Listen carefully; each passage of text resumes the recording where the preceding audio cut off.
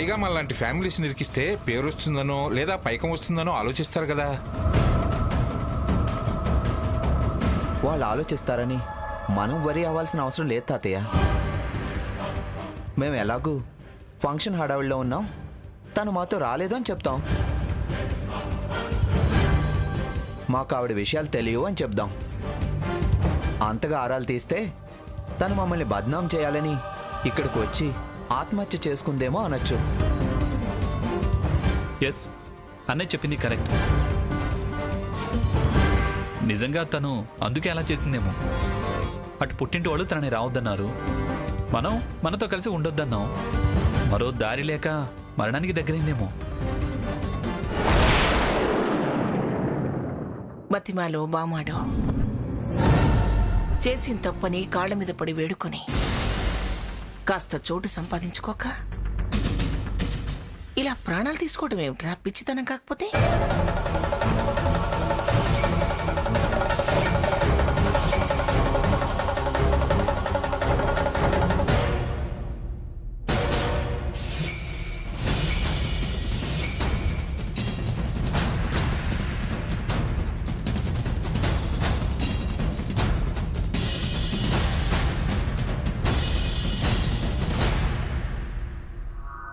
ఏంటి ఇన్స్పెక్టర్ గారు ఎలా వచ్చారు? ఏదైనా వివరాలు తెలుసుకోవడానికి వచ్చారా? వివరాలు తెలుసుకోవడానికి కాదండి, మేము సేకరించిన వివరాలను బట్టి మీకు విషయం చెప్దామని వచ్చాం. ఏంటది?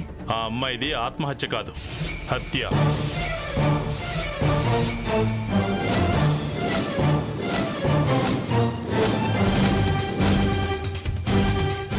హత్య? ఎస్, పక్కా ప్లాన్తో చేసిన మర్డర్. మేం సాక్ష్యాధారాలు సేకరించాం కూడా, అందుకే హంతకుడిని అరెస్ట్ చేయడానికి వచ్చాం. హంతకుడిని అరెస్ట్ చేయడానికి వచ్చారా? అంటే హంతకుడు మీ ఇంట్లోనే ఉన్నాడు.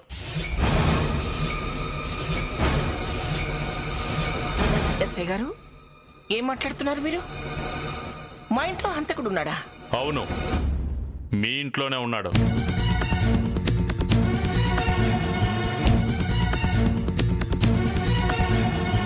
Constables, search. Yes sir.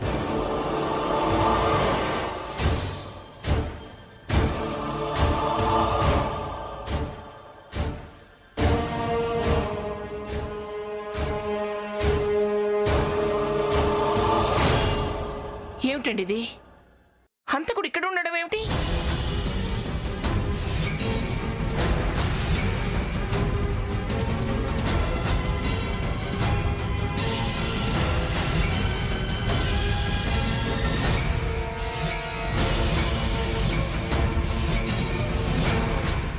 ఏమండి?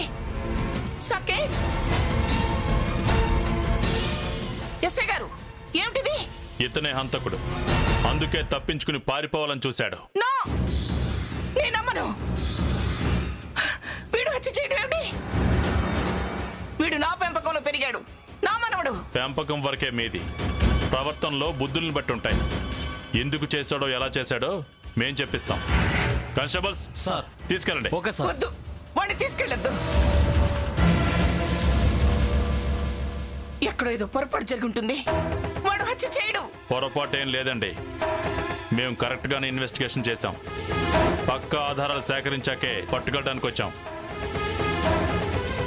కానిస్టేబుల్స్ సార్, తీసుకురండి. ఎస్ఐ గారు నా మాట వినండి. ఆగండి.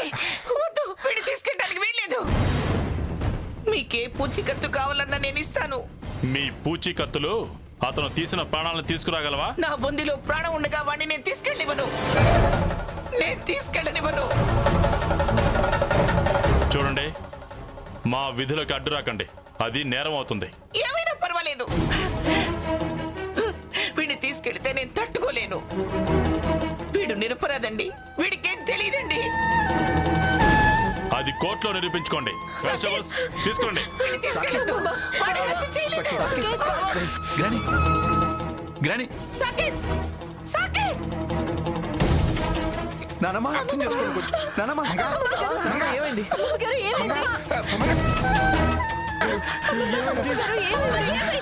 ఏంటి మా నాన్న? మంగా ఏమైంది నానమ్మా? నానమ్మా!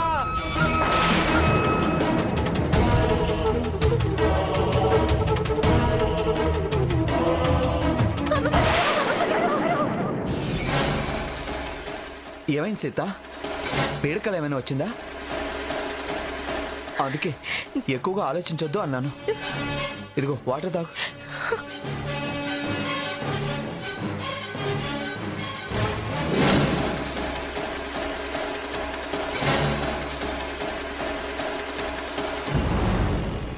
కాస్త ఆలోచనలు పక్కన పెట్టి ప్రశాంతంగా పడుకో.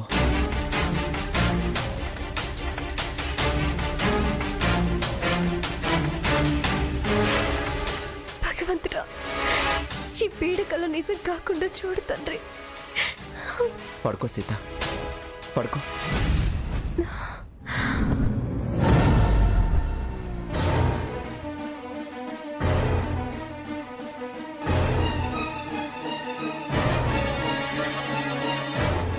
నాకు ఇదంతా చూస్తుంటే చాలా టెన్షన్గా ఉంది. ఎప్పుడు ఏ మలుపు తిరుగుతుందని భయంగా ఉంది. అందుకే జరిగిందంతా వివరంగా గ్రానికి చెప్పేస్తే బాగుంటుంది. బావా, బావా, వద్దు బావా. చెప్పేస్తాను స్వనా, బావా, చెప్పేస్తాను. వద్దు బావా, అంత పొరపాటు చెయ్యొద్దు బావా, ప్లీజ్ బావా. అనవసరమైన భయాలేం పెట్టుకోకు. నాకు తెలిసి ఏం కాదు. తొందరపడి చెప్పి అమ్మమ్మ దృష్టిలో మనం చెడ్డవాళ్ళం కాకూడదు. రేపు నాకెందుకు చెప్పలేదు అంటే అప్పుడు సంగతి అప్పుడు చూద్దాం బావా. అప్పటిదాకా దాచడం ఎందుకు? అవసరం బావా. నువ్వు ముందు కూర్చో, కూర్చో బావా, ప్లీజ్ కూర్చో. అవసరం బావా, దాచడం అవసరం. తప్పు చేసిన వాళ్ళం అవుతాం.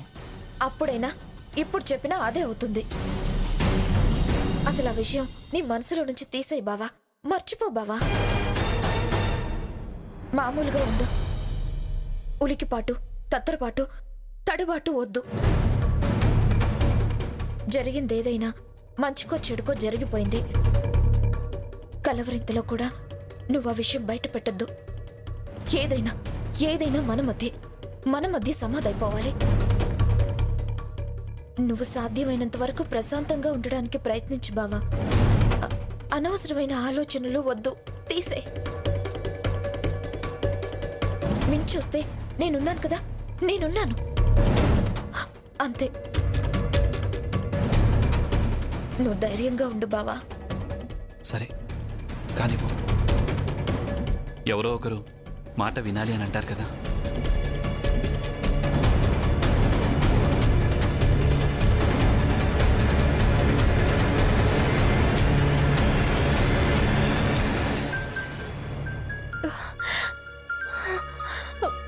అదే నంబర్.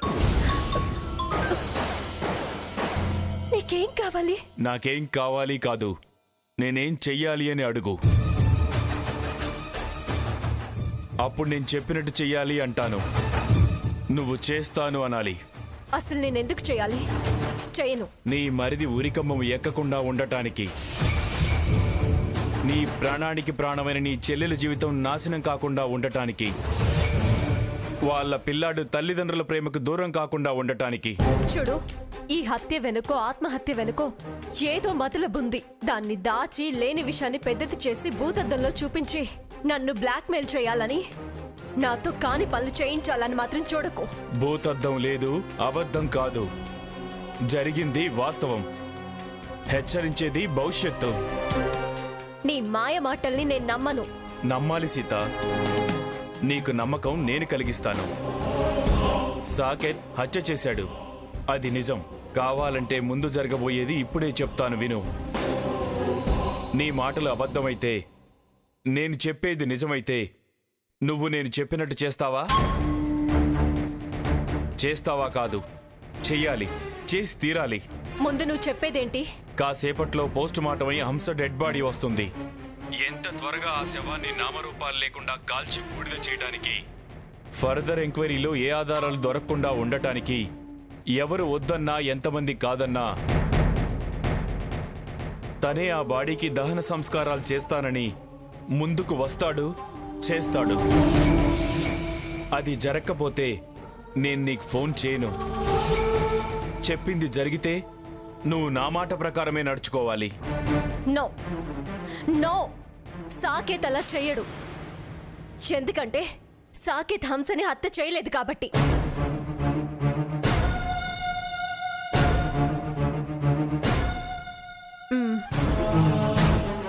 తను ఒప్పుకుంటే అలాగే, నువ్వు చెప్పినట్టు తప్పు చేసినట్టు.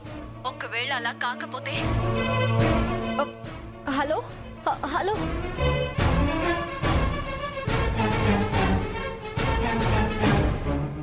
సాకేత్ అలా చేసుండడు. నాకు పూర్తి నమ్మకం ఉంది.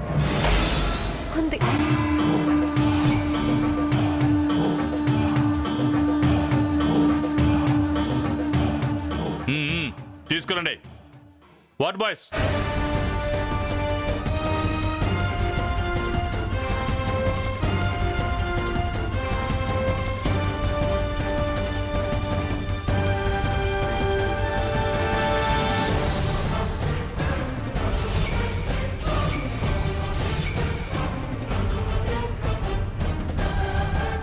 డెడ్ బాడీని లోపలికి తీసుకెళ్ళండి.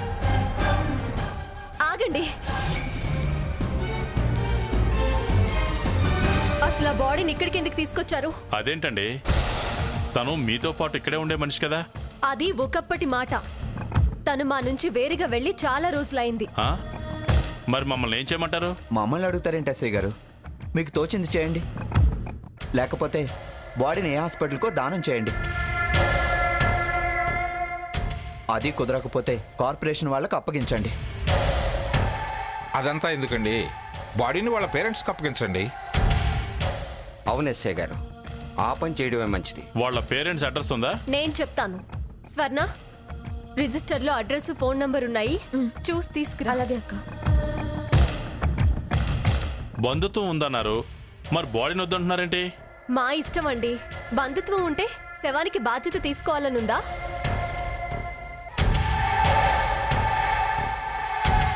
ఇదిగో అక్క. ఇదిగోండి వాళ్ళ అడ్రస్.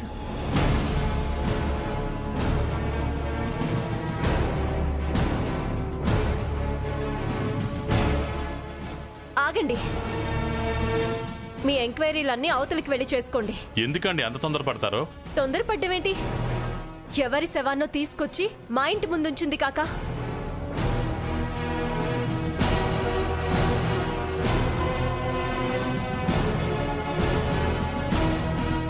హలో హలో, మేం పోలీస్ డిపార్ట్మెంట్ నుంచి మాట్లాడుతున్నాం. చెప్పండి. మీ అమ్మాయి హంస ఆత్మహత్య చేసుకుని చనిపోయింది. పోస్ట్ మార్టం అయింది. బాడీని తీసుకుని వస్తున్నాం. మాకు హంస అనే కూతురు లేదండి. ఒకప్పుడు ఉండేది కానీ అది చచ్చిపోయింది. ఆ బాడీకి మాకు ఏ సంబంధం లేదు. అదేంటి సార్ అలా అంటారు? మరి బాడీని ఏం చేయమంటారు? అనాథ శవంగా దహనం చేయండి. అనాథ శవంగా దహనం చెయ్యాలా? ఏం మాట్లాడుతున్నారు మీరు? అంతేనండి, చేస్తే చెయ్యండి, లేకపోతే లేదు.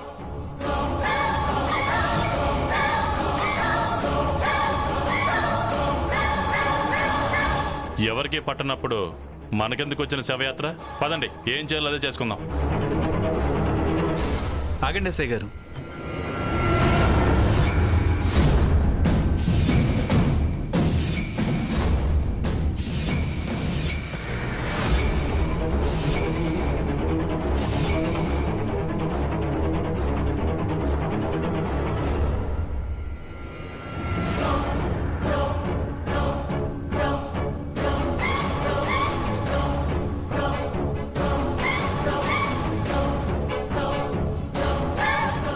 బాడీని మాకు అప్పగించండి.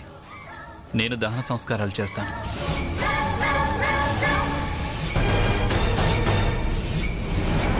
తనే ఆ బాడీకి దహన సంస్కారాలు చేస్తానని ముందుకు వస్తాడు, చేస్తాడు. అదేంట్రా, నువ్వు దహన సంస్కారాలు చేయటం ఏంటి? ఏంటి అల్లుడు గారు, మాకు సంబంధం లేదు అంటుంటే మీరు దహన సంస్కారాలు చేస్తానంటారేమిటి? మీకేమైనా పిచ్చా? పిచ్చి కదా మామయ్య, జాలి. సాటి మనిషి అన్న సానుభూతి, దయ, మానవత్వం. తనని మన ముందే తన కన్నవాళ్ళు వద్దని వదులుకొని వెళ్ళిపోయారు. అప్పుడే ఎవరూ పట్టించుకోకుండా ఉండుంటే ఈవేళ నేనిలా రియాక్ట్ అయ్యేవాణ్ణి కాదు. ఆ క్షణం గ్రాని స్పందించి మనవరాలిగా తనని దత్తత తీసుకుంది. రిజిస్ట్రేషన్ కూడా చేసింది. చట్ట ప్రకారం తను మనకి చుట్టమైంది. ఇన్నాళ్ళు మనతో మన మనిషిగా బతికింది. ఈవేళ మనమే మాకేం సంబంధం లేదని, తన వాళ్ళు కూడా తనెప్పుడో చచ్చిపోయిందని అనాథ శవంగా దహనం చేయండి అంటే చాలా బాధ అనిపించింది. గ్రాని, తను నీ మనవరాలు.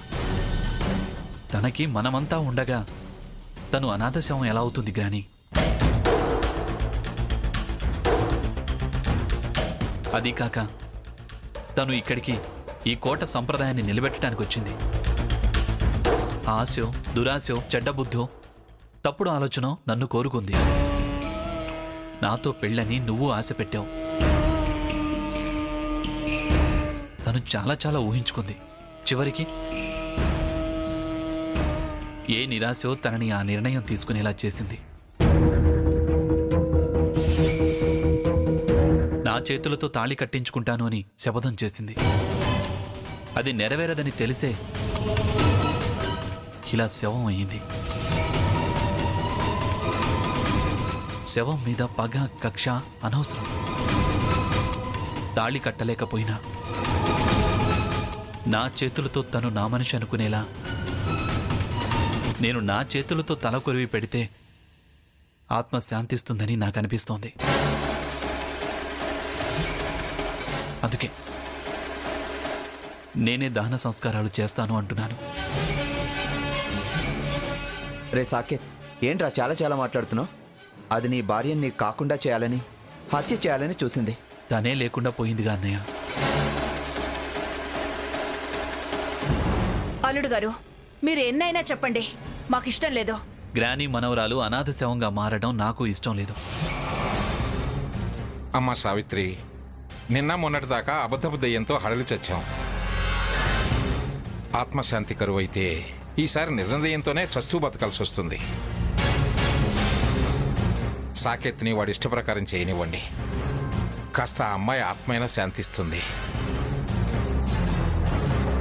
ఆ క్రతువు పుణ్యమే కాని పాపం కాదమ్మా. తల్లిదండ్రులుండగా అల్లుడు గారు ఎలా చేస్తారు? తాళి కట్టించుకోవాలనుకుంది అని మనకు తెలుసు కదా, భర్త స్థానంలో చెయ్యొచ్చు.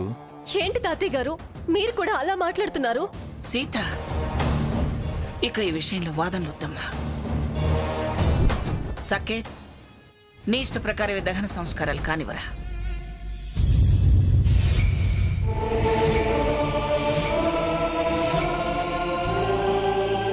ఎస్ఐ గారు, మీ ఫార్మాలిటీస్ మీరు కానివ్వండి. Constable sir. ఇక్కడ సైన్ చేయండి.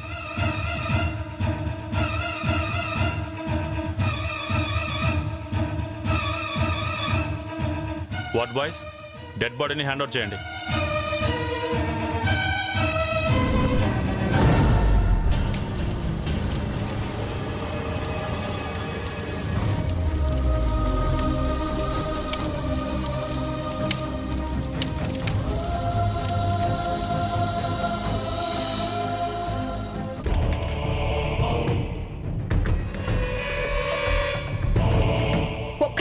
ఒక్కటి కూడా ఆ దరిద్రపు దానికి సంబంధించిన వస్తువులు ఇక్కడ ఉండడానికి వీల్లేదు.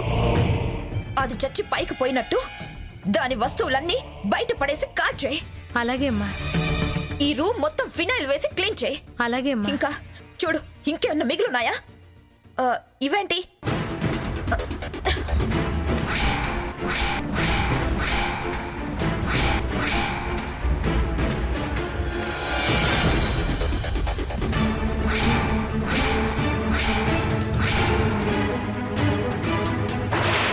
నా బావు పక్కన నుంచొని ఫోటో తీసుకోవడానికి నువ్వెవరివే?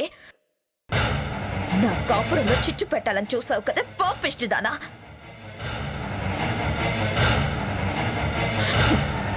నా బావ కావాల్సి వచ్చాడే నీకు? ఎంత ఏడిపించావే నన్ను. నాటకాలు ఆడావు కదే నాటకాలు. అందుకే నామరూపాలు లేకుండా పోయావు